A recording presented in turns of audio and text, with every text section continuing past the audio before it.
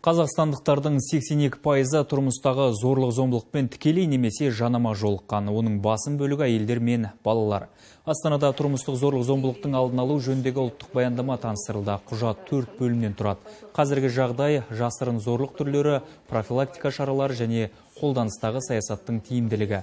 Статистикаға сүйенсек, зорлық-зомбылықтың көбіне еліміздің солтүстік өңірлерінде тіркеледі. Бірақ сарапшылар бұл аймақтарда зорлық көп деген сөз емес екенін айтады. Оңтүстікте керісінше тіркелу деңгейі төмен болғанмен күнде жәбір көріп жүрген, бірақ үнсіз қалған адамдардың саны әлдеқайда көп. Тұрмыстық зорлық-зомбылық фактілерінің көбейгені, ол тұрмыстық зорлық-зомбылық фактілер көбейді дегенді білдірмейді. Ол керісінше бізде заң өзгерді ғой, заң өзгергеніне байланысты керісінше ол құқық қорғау органдарының жұмысы алға қойылғанын білдіреді.